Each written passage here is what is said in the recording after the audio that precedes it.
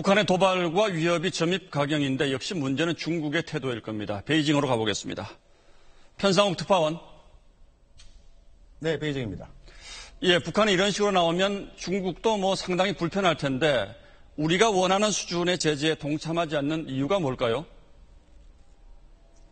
네, 평화와 안정을 단번에 깨뜨릴 수 있는 북한 핵은 중국 입장에서 보더라도 반드시 막아야 되는 일임에는 틀림이 없습니다. 그러나 제재의 강도를 매우 높여서 북한이 아예 망해버리는 일은 중국은 피하고 싶을 겁니다.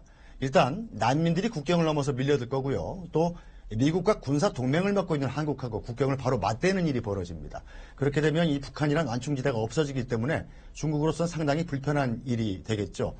이 중국 관영 언론은 바로 이 문제 때문에 우리 정부가 요구한 강경한 대처를 중국 당국이 반대한 걸로 보인다고 보도를 했습니다.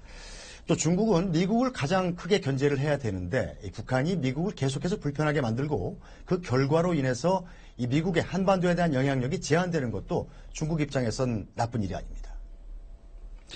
예, 훅샹그룹인가요? 며칠 전 중국이 북한과 거래하는 기업을 조사한다고 해서 중국의 태도가 좀 강경해진 것 아닌가 하는 관측이 있었는데 현지에서는 어떻게 느끼고 있습니까? 네, 일단 훅샹그룹에 대한 조사는 미국이 증거를 확보해서 중국 측에 넘겨주고 처벌을 요구했기 때문에 벌어진 겁니다. 훅샹그룹이 북한 핵물질 제조에 쓸 수 있는 물자를 공급했다는 거죠. 그 말고도 중국 당국은 자체적으로도 이 대북 불법 거래 의혹이 있는 기업 10여 곳을 조사하고 있는 걸로 알려졌습니다.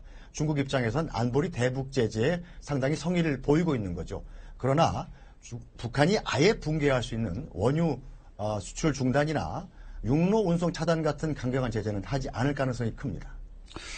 예, 그럼 우리 정부의 입장도 이제 상당히 어려워질 텐데 지금 베이징에서 보기에는 어떻게 하는 게 좋을 것 같습니까?